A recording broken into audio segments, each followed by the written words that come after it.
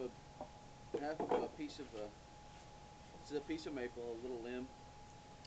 It's cured out, seasoned, and maple's pretty hard when it's seasoned, so I'm not sure how well this will carve. I start with the bowl. I like to carve them on the outside of the limb, or even if I'm doing quarters, I carve on the outside of the quarters. If it looks small, it's because it is. It'll probably end up being the size of a teaspoon. See, I got it down pretty thin. It's about 1/4 of an inch thick, actually a fat quarter. I've got my bowl basically roughed out. I'll come back and smooth that later. Start back about halfway on the bowl. Round it, and then start on the other side.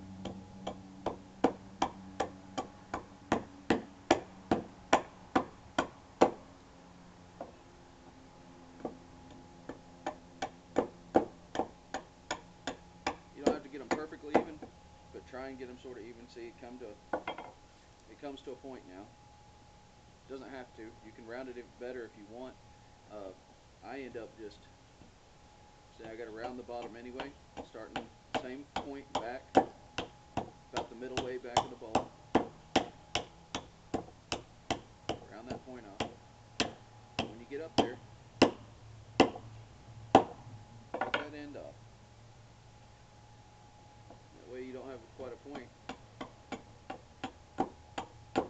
Round your corners.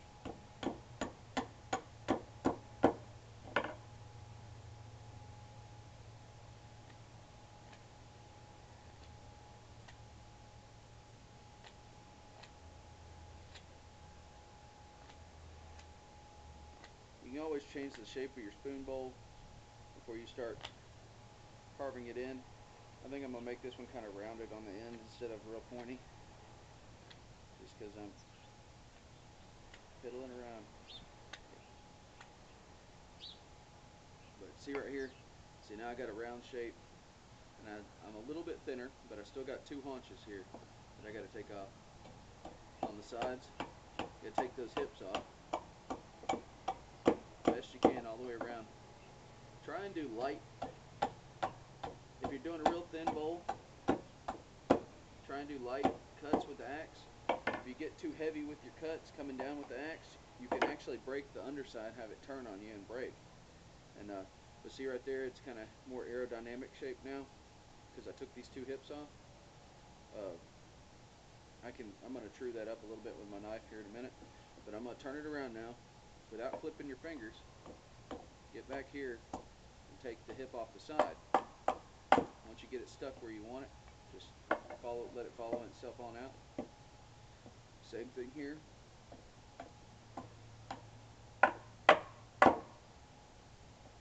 And then dig that sucker back a little bit, and then follow it on out.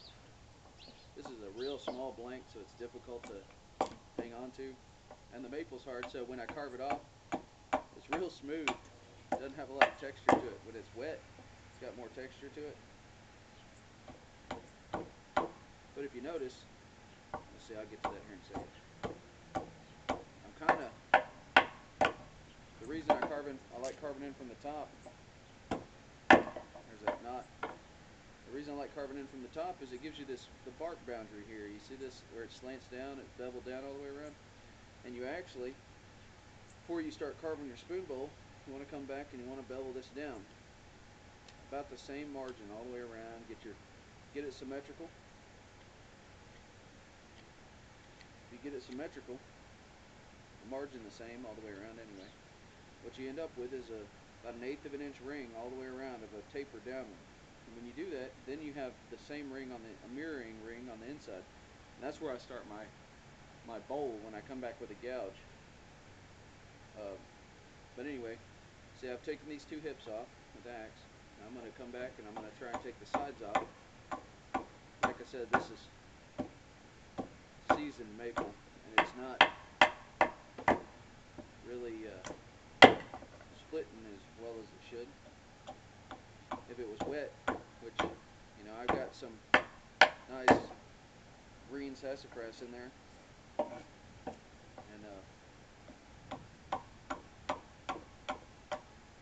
it's really fun to carve, but kind of wanted to do something a little different this time. Maple holds up to having a real shallow, thin spoon. Maple can hold up to having a real thin bowl on it, and almost see-through thickness. I've got a couple spoons in the house that I've used quite a bit. They're probably a year old, and still going just fine. And all I do is wash them off and let them dry. I don't oil them or anything, and they seem to work just fine.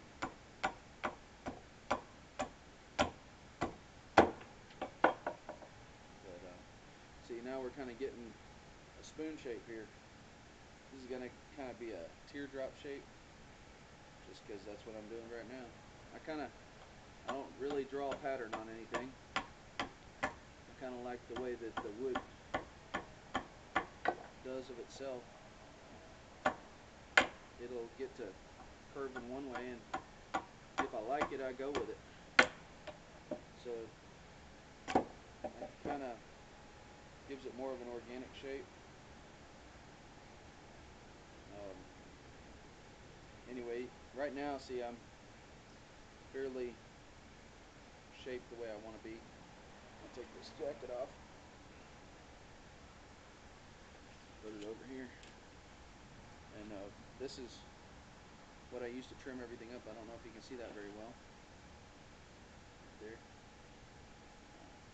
I do blacksmithing work, and I use it to carve my own. Something about making a knife that you use to carve all the stuff that you make is satisfactory. I go to carve with something else, and they can be good knives. My wife got me one of those Moras, classic Mora with the birch handle, and it's a good knife as far as it's sharp. I don't really like the way it's put together. It kind of seems like it's kind of a production manufacturer. The handle's just pressed through the blade's just pressed through the handle and all that. But their blade seems pretty sharp. I don't have a problem with it losing an edge or anything. You can see I got a Mora hook knife here. She got me that for Christmas, and it's really valuable. I mean, before this, all my spoons were with a gouge, and I gotta say that hook knife is a lot easier to bottom out the bowl of a spoon or a kuksa or something like that. It's much easier. But as far as knives go, I really like the one I got. I got a fat spine on it. It's about, I don't know if you can see that, it's about 3/16 or a quarter here. Tapers down to nothing here. It's got a good taper. Tapers this way too. And I can put my thumb on the back of it without wearing myself out from a thin blade like the Mora. Spring steel, it's just scrap spring steel. It holds an edge really well. It holds an edge as good as the Mora or better. And just got a simple grind on it. But see, I'm just kind of working around to my lines here, bringing this bowl back. I really cut and got lazy. I think I lost it just last night, but I made a spoke shave, and if I lost it, I'll have to make another one. And I've gotten used to, instead of trimming everything down with a knife now, I've gotten used to taking that spoke shave and just running these little edges with it. It'll really take off the meat pretty fast, and it's like a no-brainer. You can sit here with a spoke shave and go take all that off. It's not an issue. But see, I'm getting kind of an elegant look here. Got a good sweep here. That is just in the wood. You can see it's in here. Once I tapped in the depth I wanted, I let it follow its way out the axe, and it took it with the grain. So it's got the sweep of the outer bark. But anyway, it's going to be a kind of a neat little spoon. I tend to round the handles afterwards. With the gouge, see this, I don't know if you can see it, but see that bevel right there? Okay, I start on the inside of that bevel, right here. see that camera, my shadows of everything, the light's kind of in the way here. Anyway, you start right there, and I'll start with my gouge and work my way around. And this is seasoned wood, so I'm not sure that this is a full-length crank neck gouge. Okay, all I do is I take my hand and hold it around the edge, and I put my thumb in the center, and you can see I've already, in that short of space, I've got a bowl started, and I literally put my other thumb here in front of this one, and just twist. I twist the spoon into the blade, because it's easier to control the spoon than it is to try and skate that blade in there accurately. If you try doing that, you'll end up going and cutting yourself, and I've done it before. I'll tell you what, this maple is pretty wood. I never did, when I was younger, everything I carved, I wanted some colored wood, cedar or walnut or something. Here lately, some of these whitewoods, they get a nice buttery appearance when they've seasoned a little bit and gotten some patina to them. I just like to see the wear on them. Now the trickier part for me, since I'm right-handed, is going back this way with the gouge.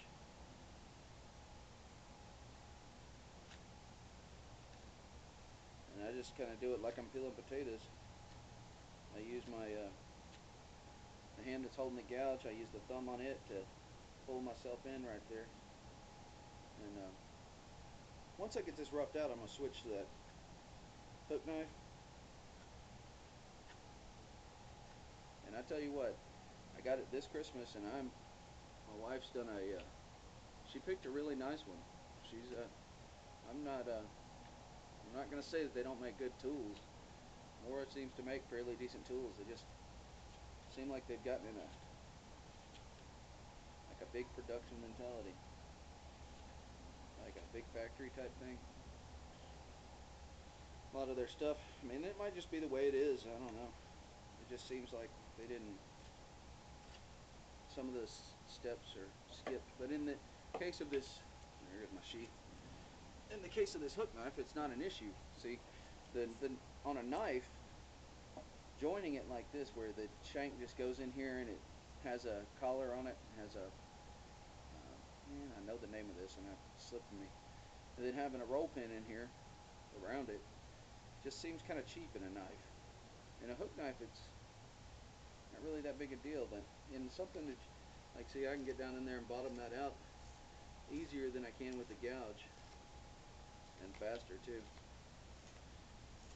I have found that it's not quite as good at starting the bowl as the gouge is. The gouge is still one of my favorite tools, but this hook knife, I had to sharpen it. It was when it came out of the box, it was dull. It wasn't dull. It would cut you, but it wasn't like this is shaving sharp, like glides through everything. If I scratch myself with it, I cut myself. And I like all my carving tools like this. This is sharp. I mean, razor sharp. The axe is sharp. They're all shaven sharp, and they just do better that way. And this thing wasn't that way. It was tearing the wood when I was cutting through it. So I had to sharpen it. And my wife was kind of worried that I wouldn't be able to sharpen it because she read some review where somebody had a hard time sharpening the hook knife, the curve. But it's actually not that hard. I put my finger right here, and I just go back and forth like this on my sharpening stone, rolling it, same way I do with the gouge. With the gouge, I hold it like this, and I go back and forth like this and roll it, and make sure I don't get a burr on the inside. And it works just fine. Well, it does fine for the hook knife too. I mean, it's razor sharp. It's so sharp I had to make a sheath for it, and I just wet formed that, saddle stitched it with some Dacron. But I had to make a sheath for it so I could carry it around. I was worried it was gonna cut my bag or my pockets when I tried to stick it in my hoodie pocket.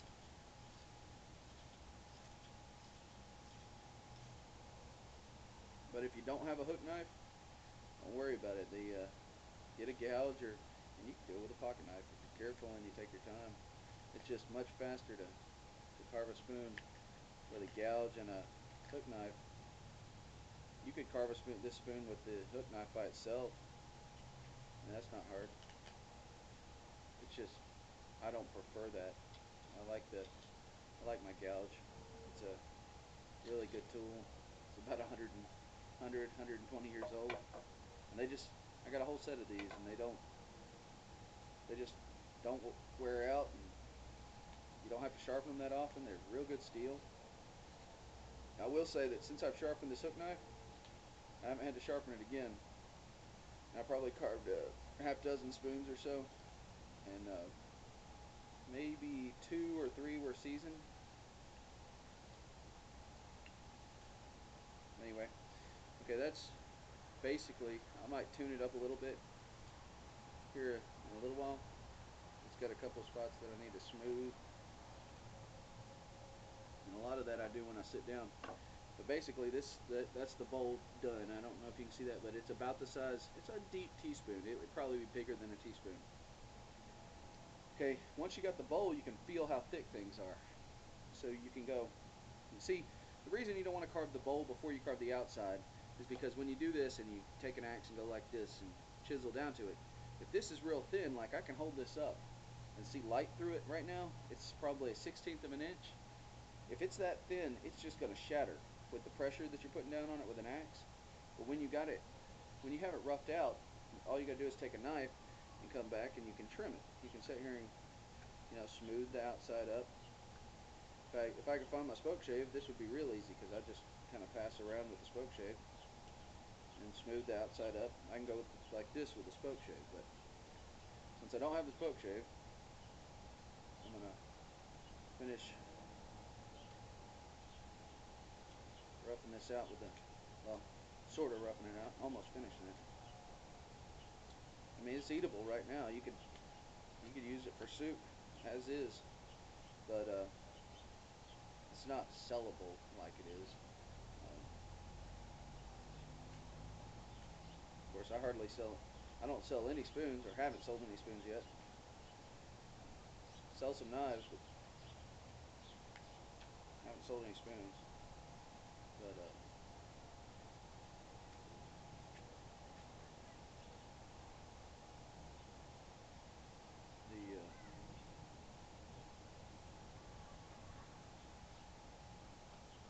I just try and make them pleasing to the eye, and I've seen a bunch of guys on YouTube and other places that use patterns and bandsaw everything out. And I really don't. Going back inside. No, going back inside. I'm busy right now. Try to keep the boys out of the yard for just long enough for me to film this, so I wouldn't have them yelling and hollering at each other. They're always roughhousing. I got 3 little boys. 2 of them old enough to run around and get in trouble. The other one getting close.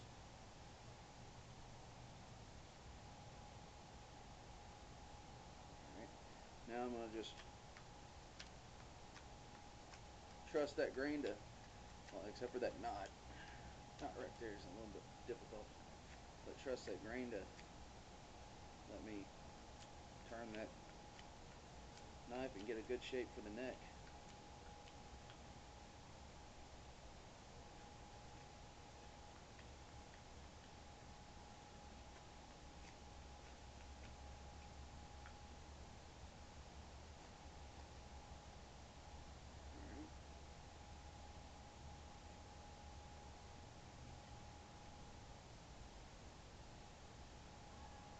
I'm going to get the camera here in a second, bring it over and show you what I got here.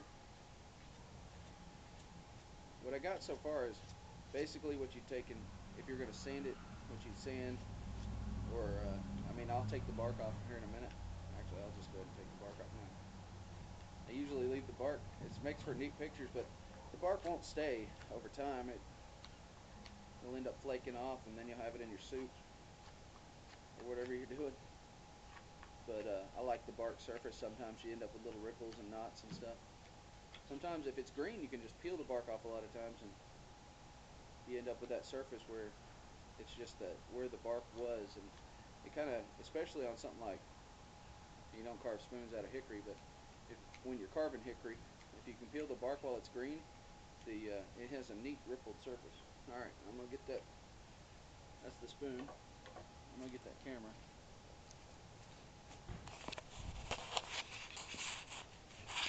All right. Now here's the. See if I can get this in the light. This is the spoon. Okay, it's totally, actually almost finished. It's good teaspoon size. I don't know. Seems like. Let me see if I can get this in the shadow. Camera might do better. I don't know if it's gonna focus on it. I can't see if it is or not. I don't know. Anyway, see, it's got the everything to it. It's got the bowl and outside, and then the shape's got that nice curve to it. Kind of, you can see I got it fairly symmetrical. But that's just roughed out. I mean, that's later on I might set this next to my computer and tune it up a little bit and play with it, sand it a little bit. It depends. Usually if it's green, I'll let it dry out and then I'll do all of that stuff. But since this is dry, I might sit around and play with it for an hour and just piddle with it and get it nice and smooth and usable. But that's a very usable eating spoon right there. Done it with just a Mora hook knife and this old Buck Brothers gouge. You can see I got my bevel on the outside so I can get into that cut. It's not a I don't remember what you call that, but and then the Norland axe with a 18-inch handle, which this is a full 3-pound head, so it does real good with to me, it's a heavy hatchet, but does good for carving. But anyway, hope you enjoyed the video, and I hope that's enough depth to get you started on spinning. If you got any questions, put it in the comments. I'll answer them. Thumbs up if you liked the video, and if you didn't, thumbs down it.